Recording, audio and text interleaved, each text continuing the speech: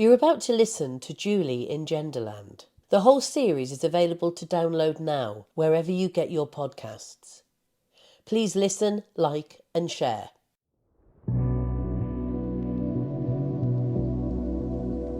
My name is Julie Bindel.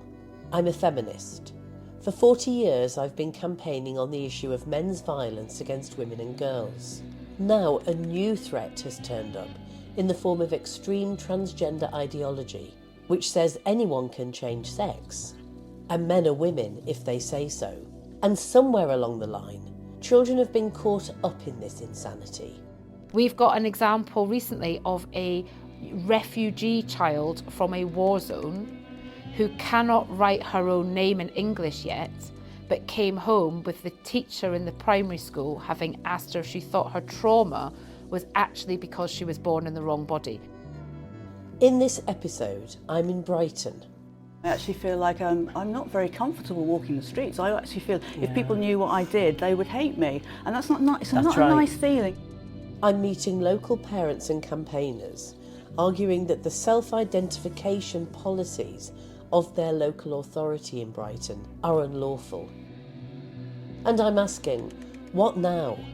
Following a change of government and the landmark Cass report, which blew apart the scandal of an unwarranted social and medical experiment on children. Welcome to Julie in Genderland.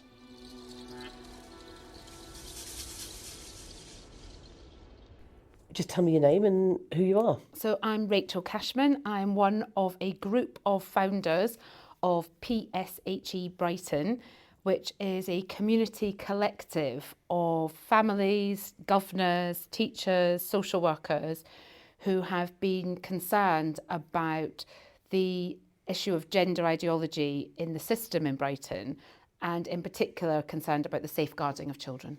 Why did you get concerned about this issue? So all of us who founded the organisation have either family members or through work or colleagues come across cases, incidents, examples that have brought alarm bells ringing. I used to be chair of governors of a large primary school in the city, and even then, this was going back a few years now, kind of 2014 sort of time, even then we were being asked to diverge money for school buildings like school roof, etc., into gender neutral toilets. Even then, I was starting to get examples coming to me around children of different sexes sharing changing rooms or school trips. And this is a primary school. So that started to ring alarm bells for me about how were we handling these issues of nuance that needed to be treated with care for those individual families and children, but also for the wider school population. Explain to us about how embedded and entrenched and in what ways trans ideology is in this city. So across the whole city, it is it's part of the fabric, it's part of the DNA of Brighton. In the school sector in particular, I mean, we have at PSHE Brighton, we have had concerned parents, teachers, governors call us from every secondary school, from the majority of primary schools, and from some nursery schools. So we've got examples of kids going into nursery school aged 3 years old and being asked by nursery teachers if they think they're in the right body. We've got an example recently of a refugee child from a war zone who cannot write her own name in English yet, but came home with the teacher in the primary school having asked her if she thought her trauma was actually because she was born in the wrong body. My name's Helen Saxby. I write and research and read about lots of feminist issues, but it's rather been taken over by the conflict between what the trans activists call their rights and women's rights. That's rather taken over what I write about and read about these days. What got you involved in this battle? Let's face it, that's what it is. It was about 10 years ago, and I couldn't really tell you one particular point. There were just, every now and again, there were stories that were a little bit odd.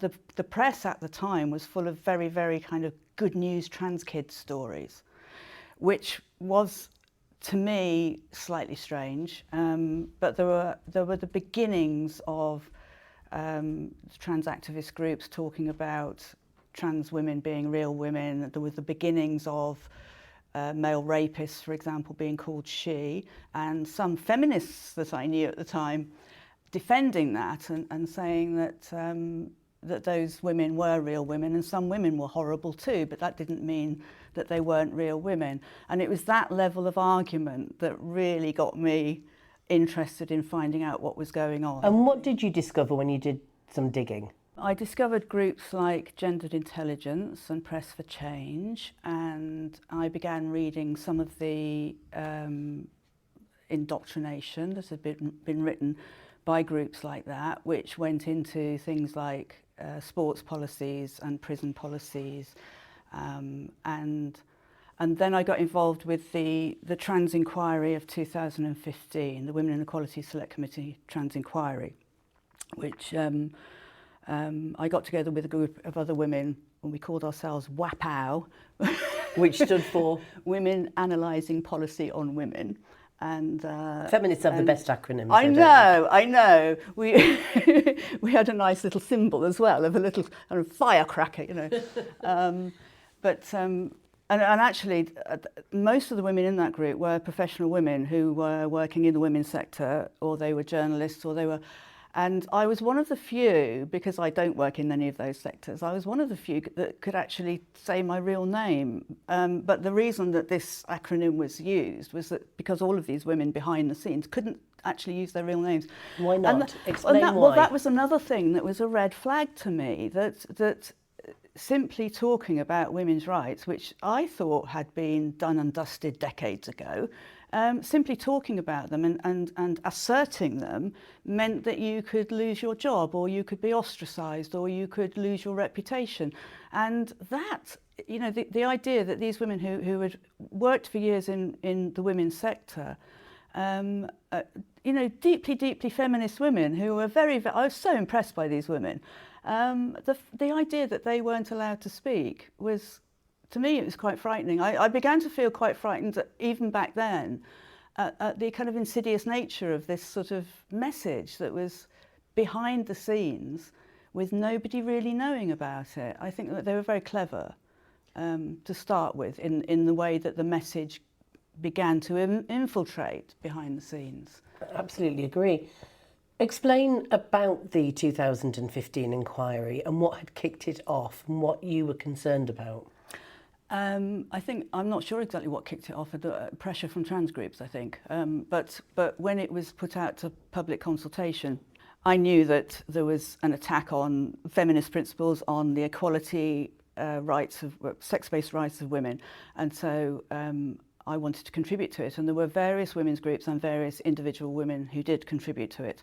And then, of course, there were a lot of trans groups. So Stonewall were in there. I mean, Brighton Council was in there, all sorts, the people who have subsequently caused us such a lot of trouble. And I think that because it was seen as a trans issue, they were able to mobilise. They had networks of trans groups, and Stonewall had taken on the T in 2015. So Stonewall was involved, and again, Press for Change, Gendered Intelligence, GIAs, a whole load of them could mobilise all of their supporters through social media. And us women couldn't really do that because people saw it as a trans issue. We were on the back foot right from the start, because we had to sort of explain that actually it wasn't a trans issue. For us, it was a women's rights issue. And that was a difficult one to get across, and especially when, I don't know, people like the BBC wouldn't ever call it a women's issue, like Woman's Hour wouldn't deal with the issue. So there wasn't a way for women to get this message across in the same way that Stonewall could, or the very well-established trans groups could. So I think the response was overwhelmed by trans responses. And then the people that they brought in for the verbal evidence were all from the trans side. Not a single woman or a woman's group was invited in to give verbal evidence at the trans inquiry. So, of course, when they wrote their report, it was completely biased, and there was nobody there to say, well, what about women? I remember watching somebody talking about the the prison thing about strip searching in prisons, and somebody saying, well, it's not on to strip search somebody if they have a gender identity that's different. And I was thinking, well, what about the woman that you're asking this woman to strip search a man because he says he's a woman? What about her employment rights? What about her rights to go to work and not be subject to what I think is a sexual assault? But nobody was there in the verbal evidence session. Nobody was there to make that point because they had no women and no women's groups, no feminists there. And of course, Maria Miller, as her first job in the role of Women and Equalities Minister, suggested self-identification for trans-identified people, didn't she? Yeah. And that is, I think, what lit the flame of dissent, and it's also what emboldened trans activists at the time. Maria Miller also, of course, said the only people that were complaining about it were purported feminists, and I think she lit the flame of it's okay to abuse feminists, to assault feminists, to call feminist names. I think she lit that flame as well. I can't quite forgive her for that, actually. Absolutely agree, and it then became embedded within a kind of social conscience that feminists were right-wing bigots. We'd leapt from being left-wing human rights campaigners concerned about male violence to bigots who wanted to remove rights for women. So it was completely reversed in a way that was extreme gaslighting, wasn't it? Yes, yeah, definitely, yeah. And what about the way that things operate in Brighton?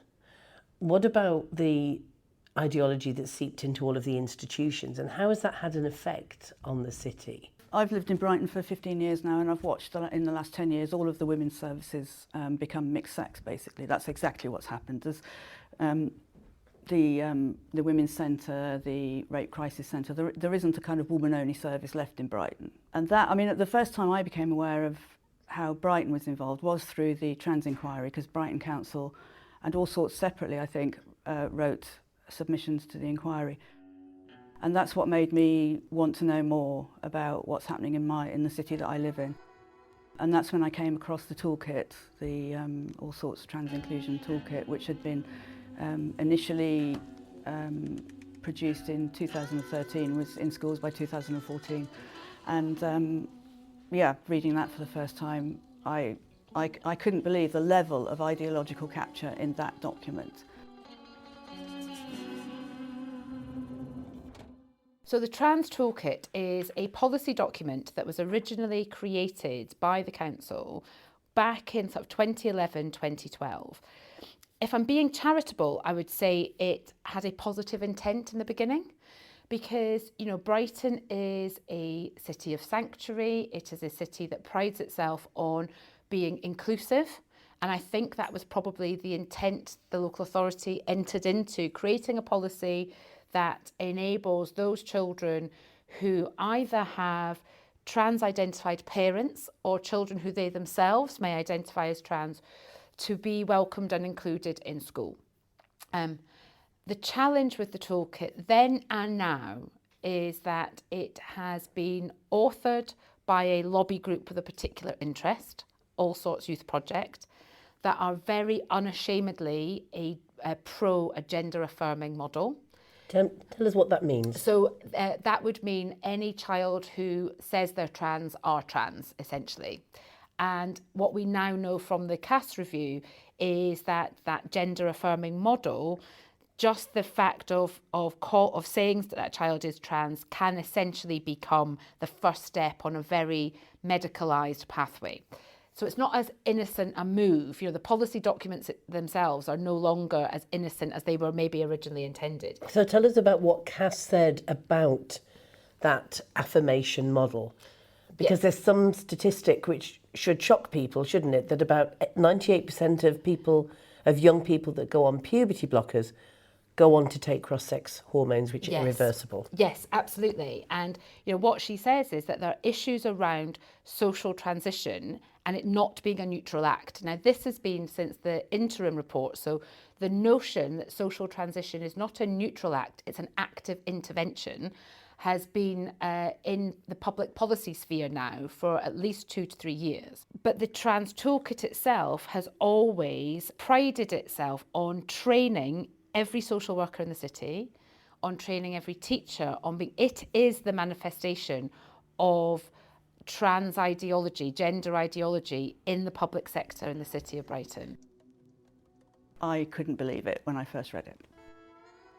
The first version of the toolkit in 2014, maybe I could just read you out one of the scenarios that they give for advice to educators. If my daughter doesn't want a boy changing next to her, what if he looks at her body? Because the advice in the toolkit, if a boy says he's a girl, he must be allowed to go into the changing room which matches his gender identity. Just on his say-so? On his say-so alone. The response to that is, in this scenario, it would not be appropriate to remove the trans person from the changing rooms if a concern is raised by a parent or carer. In this situation, it would be far more appropriate to look at offering an alternative changing arrangement for the child who feels uncomfortable around the trans person. A human rights response would be to state that although the individual in question may have the body of a boy, they are in every other respect a girl, and as such have the right under the Equality Act to change with the girls and to be treated fairly as such. It is the responsibility of members of staff to support both trans students and cisgender students to feel comfortable around one another. And of course they're wrong in terms of the equality law. They are completely wrong in terms of the Equality Act and call it a human rights response. It goes further than ignoring girls' rights. It actually impinges upon the kinds of lessons we like to think our girls are being taught about having respect for their own boundaries, being able to assert their own boundaries, being able to look after themselves, being able to go out into the world feeling strong and comfortable about, you know, where their rights end and other people's begin. And the whole structure of this toolkit is basically telling girls not to do that, because if they do that, not only are they encouraged to sort of ignore their own rights, but they're supposed to be looking after these children who have got problems over their gender as well. That's somehow their responsibility, but that if they don't validate these people, they are damaging these other people. So it kind of even goes further than ignoring their own rights. It's absolutely taking on board other people's rights to their detriment.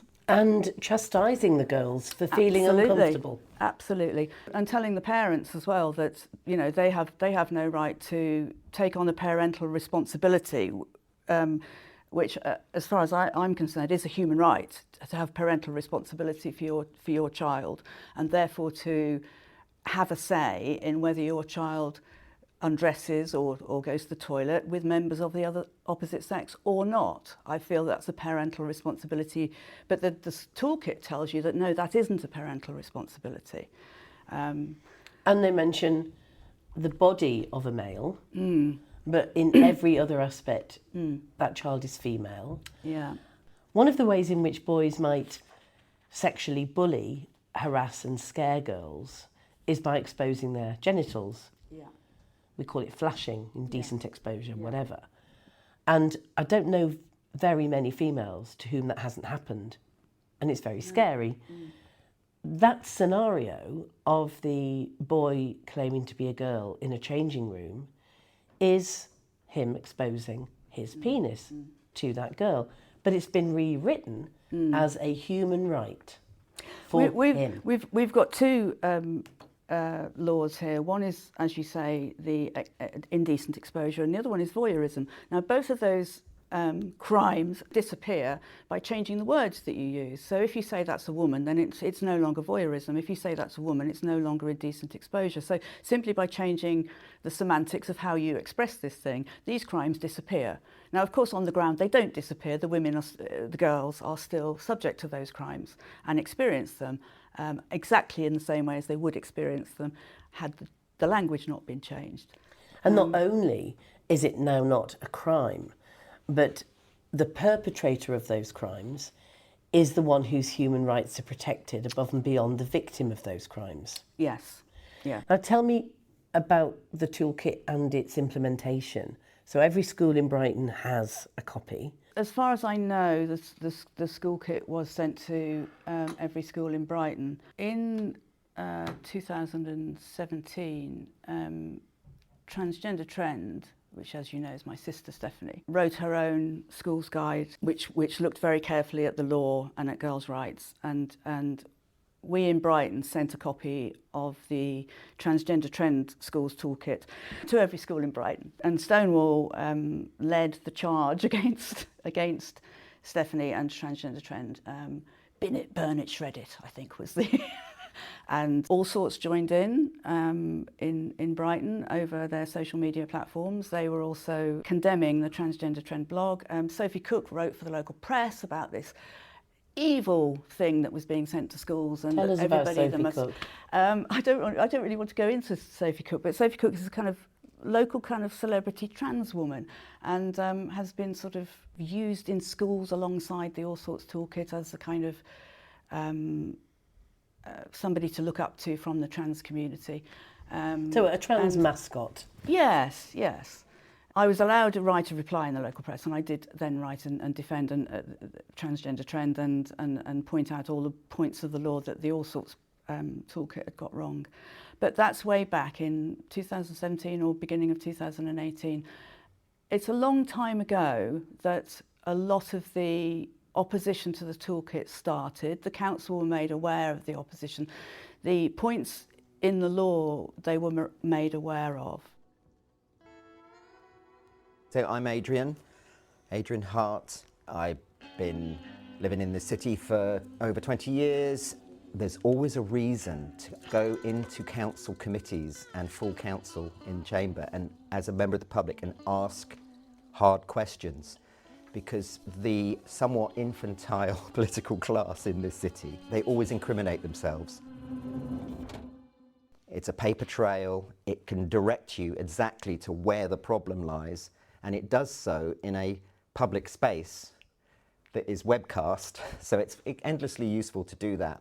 The time allocated for public questions is 15 minutes, and we have 11 questions today, so I suspect we won't. Came up with a good question. They take the form of an initial question, and then that you have to submit and get approved. So you have to be artful about how you do that. It cannot be vexatious or defamatory. Basically, you have to make it hard for the council to just knock it back, because they kind of want to most of the time when it's a conversation they do not want to have. So I asked about 2 particular third-party providers that have been doing gender identity lessons in the case of All Sorts. It seems these groups are not regulated to ensure materials provided appropriately reflect law and national standards. Can council reassure parents that it will stop recommending such providers and implement quality assurance measures to ensure compliance with national policy, law, regulation and guidance? Thank you. I gave a list of footnotes which listed 4 different bits of legislation: Human Rights Act, Equality Act, Education Act, Children's Act. So they could see that it was a diligent question. I couldn't really knock it back, so I got to ask it. But the reply that came from the leader, Councillor Sankey, was quite shocking. As an administration, the education and well-being of children across the city is of paramount importance to us. We are committed to ensuring that all of our children are centred and supported in their learning and development. Our personal, social, health, she does all this stuff, grandstanding about how they review and scrutinise and check their third-party providers constantly.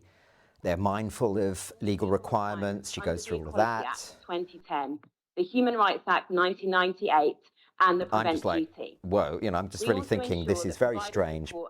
But the bit that everybody remembers is when she switches from probably the answer that has been written for her by an executive director or a legal officer, which is the usual form, as you know,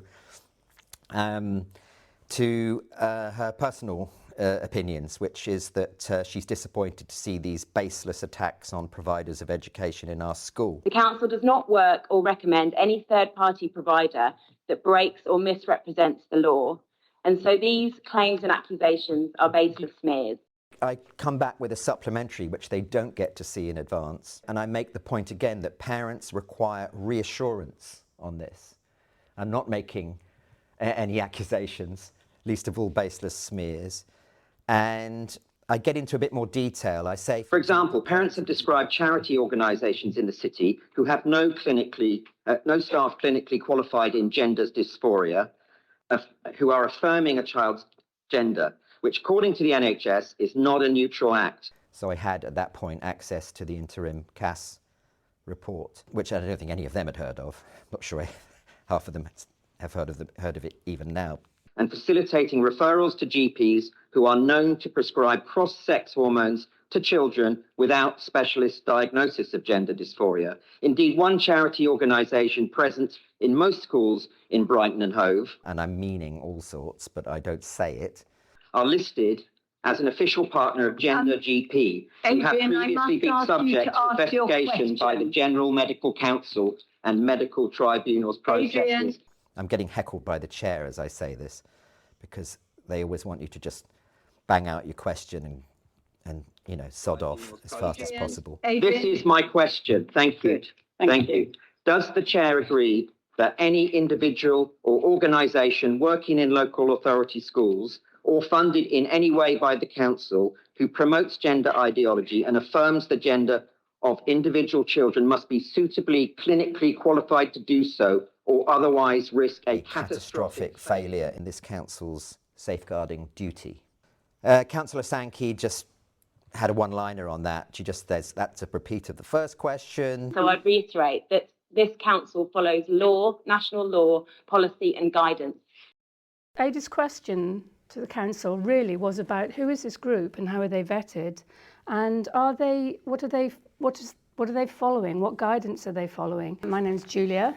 I have been a teacher in this city at secondary level for several years in one of our prominent secondary schools. The inability of the council to actually reply to that, and they have several times contradicted themselves in saying, yes, we vetted them, yes, they went through a rigorous selection process, which I find very hard to believe.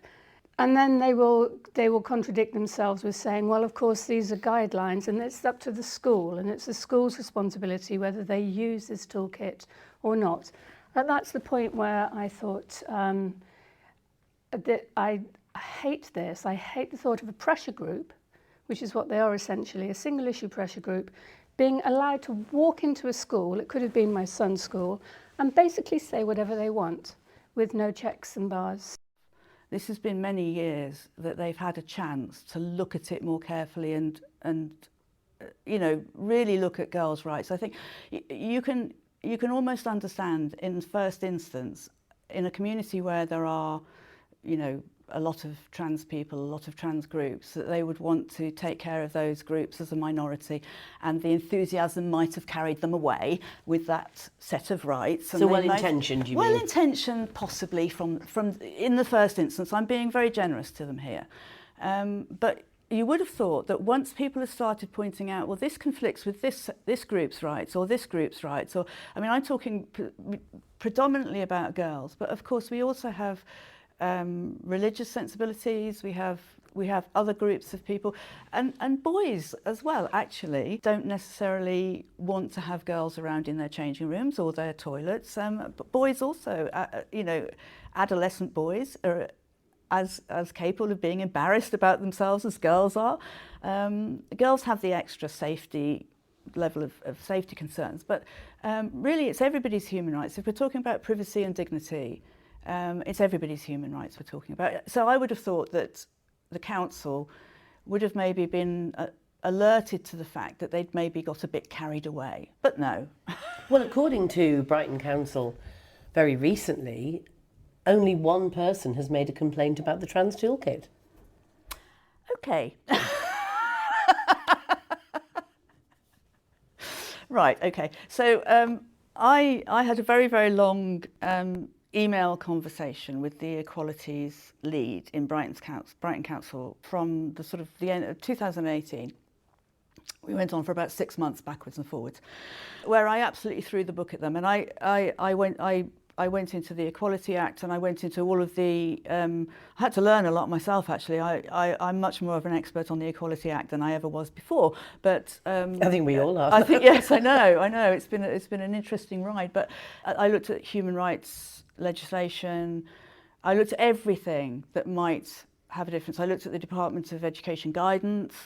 So I was able, through this sort of backwards and forwards email, to provide a lot of evidence, solid evidence, written evidence that this in the toolkit was wrong. And every time I got back, you know, this is a groundbreaking toolkit, and lots of people are using it, and we're very proud of it, and we've got, you know, our lawyers looked at it and it's fine. And I mean, it's just very, very woolly, that the whole thing. I got nowhere with it. And then towards the end, she was getting quite impatient with me. And she just wrote back to me, look, a trans girl is a girl. I have it in black and white from the Equalities Lead of Brighton Council. If in a doubt, trans girl is a girl. If in doubt, rely on a mantra. Yes, exactly. Yeah. So I didn't get anywhere with that, but I said I did a lot of work on making sure that I had all the evidence available that I could find to prop up the arguments that I was making, and I got nothing back. None of those arguments were actually addressed. None of them were answered. It was all mantras. Then I did a children's rights impact assessment, which is quite a big document that Transgender Trend published. And then we in Brighton sent that to all of the council leaders for all of the relevant committees, so the equalities, the schools, and got nothing back. And then I wrote again, and we collaborated. There was Safe Schools Alliance and Brighton Resistors, and so we collaborated on, like, with groups behind us, with sort of like, there's more of us than you might think. So we wrote with the banner headline, Safe Schools Alliance, Brighton Resistors. There's a whole load of us here. So we were basically just setting out the kind of main points of what the Children's Rights Impact Assessment said. And which was what? Which was a kind. It went into all of the human rights legislation, all of the Equality Act legislation, all of the legislation, all the documents from the EHRC, the Department of Education, and also about the human rights for free speech and the whole free speech thing. But largely, it's sort of at the end, the kind of, if you're going to put an ideology into a school that you're teaching children as fact, then here's another ideology, which is radical feminism, and this says something different about gender. And I mean, we don't have any proof either. It's an ideology. It's a very thought through theory. So if you're going to teach that theory, teach this theory as well, and let the children make up their minds. Give them some actual information where they can start thinking about these things critically. So presumably you mean put forward the feminist notion, which goes as far back as the 1960s, that gender is a social construct, but it's about a set of sexist stereotypes. Yes. Which is an antithesis of gender ideology, isn't it? Yeah, absolutely. And did they respond to you? No, we got nothing back from any of the councillors that this was sent to. And this is like all the way through, all of these years that have, you know, that various of us in Brighton have been dealing with the council. Apart from that, the email conversation that I had, there's been no response to any of it. You did? I wrote to Shadney Mystery, who was ward councillor at the time, asking her about the selection of third-party providers and how their materials were vetted. I didn't hear back from her, except the kind of standard email that it's been passed on to the relevant officer within the council to deal with. We never heard back from that. And of course, I later find out why you never heard back from her, or indeed the other local ward councillor either. It's because I did a subject access request quite a while later, and I'm staring at an email from their party leaders saying, do not engage with this man or any others on trans issues. what made me laugh is it says you are not to engage with these people, I'm paraphrasing, these people raising trans issues, quote unquote. And I'm thinking, why is it that whenever we say safeguarding, they hear trans issues? I mean, I know why, but I'm thinking it's not exactly a safeguarding first approach, is it? And why do you think that this ideology, that is very explicit in the toolkit, is harmful to children? Well, I think it's harmful for the children who are having, struggles with their gender identity, as well as it is for other children. It's obvious the way it impacts on other children's rights. Obviously, we've had the Cass report now. We've got more evidence of the damage and the harm that it can do. There is no evidence for there being any such thing as an innate gender identity. So to treat children as if there is you're already on a very, very shaky footing. So to then bring in any kind of treatment, and particularly obviously the invasive medical treatment, hormone, based upon that shaky foundation, it should never have been allowed. The toolkit assumes that there is such a thing as an innate gender identity, that every child has one, and that makes more difference to a child's life or is more important than their sex. They have no evidence that that's the case. As far as I can see, sex is the determining factor in much of our legislation, much of our law, and much of the way that it keeps children and women safer.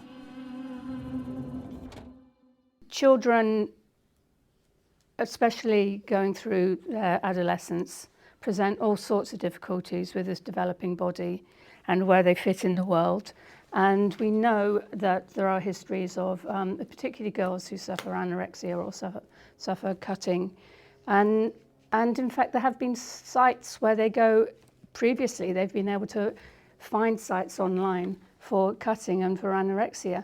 And we would never say, well, okay, let's help you cut more. Let's help you develop even more strange eating habits. What we would do is try to listen to what it is that they are trying to express with their anxiety. This is the only instance of teenage or youth anxiety where we say, let's listen to them then. We'll listen to the child. They say they think that they're in the wrong body. Therefore, they're right, and we'll support them in that, which is an oddity, at the very least. And then the reason it becomes a safeguarding issue is because adults then support them to move in a particular direction, rather than simply support them through their difficult adolescence. That seems to me to be why I if my child was still in school, that's why I'd be worried, or I might have grandchildren sometime soon, not very soon, but I'd be very worried about the messages they were getting in school, and if them as a child watching this happening felt they didn't agree, or there was something wrong with it, they would then be an ostracized child for not agreeing with what's going on, because the adults are endorsing it. But this feels absolutely critical to me. I can't turn my back on it and say, I'm just going to go and have a quiet life and let the rest of you get on with it, because this is seismic. It has major implications for children, and I can't turn my back on the world's children. I got asked this outside the school gate, and a parent said to me, well, what do you care anyway? And I was like gobsmacked. Don't we all care about children, wherever they are in the world? What do you mean, what do I care? So, no, that's why I keep going. It's because you have to they're children, for goodness sake. Stop abusing them.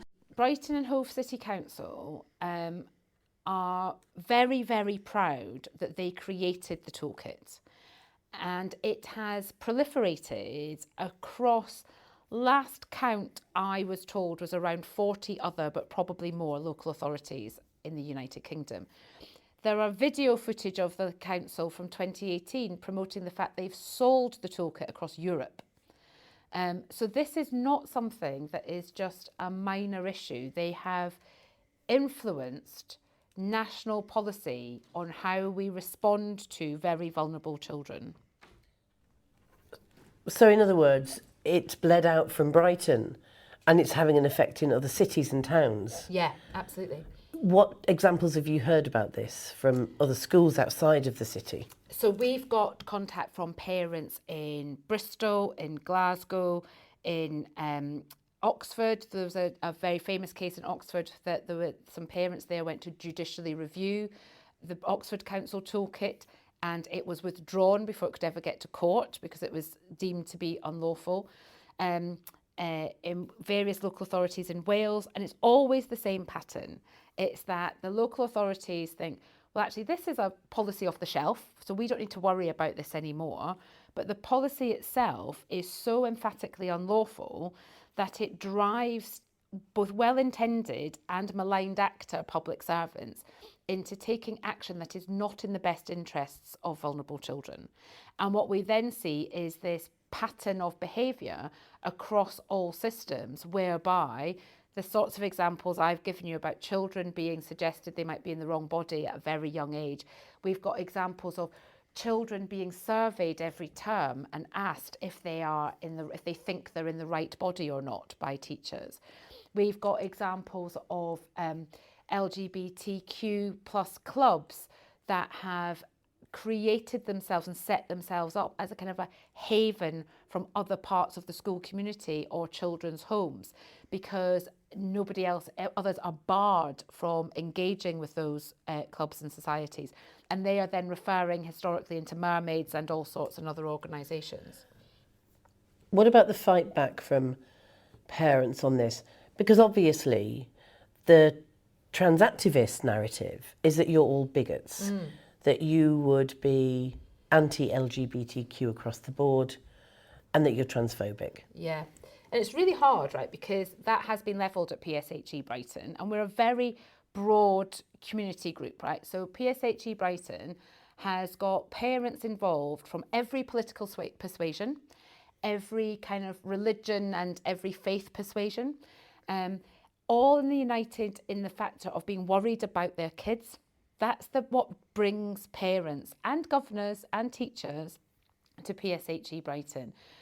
We've got aunties, uncles and grannies and grandparents that have gone to parents' night and been worried about the assemblies they've seen or the curriculum materials that are talking about suicide rates, and that if you don't immediately affirm your child's identity, they'll kill themselves, which we now know from the government's National Suicide Advisor is entirely inappropriate. Brighton itself actually has a problem of cluster suicides of young people, so it's even more important that that kind of language is appropriately regarded in the city. So families and parents, and I say teachers and governors, have come together to try to influence how the toolkit is used, at the same time as trying to influence the council to reform the toolkit. So nobody is saying at all that there should not be proper, broad, balanced curriculum that talks very, very openly about LGBT families, that talk about the needs and supporting children to come out as LGBT. You know, all of that is entirely appropriate. The concern is about this one-dimensional, one-sided, not balanced at all, almost indoctrination that this is what the policy should be and you must adhere to this or else. You could see how school leaderships, teachers in general, got wrong-footed by this stuff, because this notion of follow the child is an ethos that schools have. It became a very sort of, now very progressive kind of ethos, but no one ever meant it to be something that you exclusively draw a ring around self-ID and go with that. In a city that's supposed to be open-minded and inclusive, it would seem that women like us are on the outside of that. Yeah. I think it's been switched around, hasn't it? So women are now the oppressors, aren't we? Because if you take the male-female axis of oppression and switch it to a trans-cis axis of oppression, then cis women, so-called, are obviously the oppressors of trans people, which means women can be the oppressors of men. It's a very, very neat switch, and it links in. I do think it's just the new men's rights movement. Because all of the detrimental effects are on women and all the gains are for men. That it's very, very clear. And men don't lose out if women join their sports teams. And that they might feel uncomfortable if a woman goes into the toilet cubicle next to them. But they're not likely to have a camera put under the stall to film them. They're not likely, the woman isn't likely to be masturbating to the sound of them pissing. You know, I mean, there are so many differences that obviously, as you know, affect women more than men. And the very, very slight effect it may have on the odd man here and there isn't enough to make men really, really understand that it's a problem for women. We constantly hear, don't we, the comparison with speaking out against gender ideology of this nature and what was happening in the 1980s with Section 28.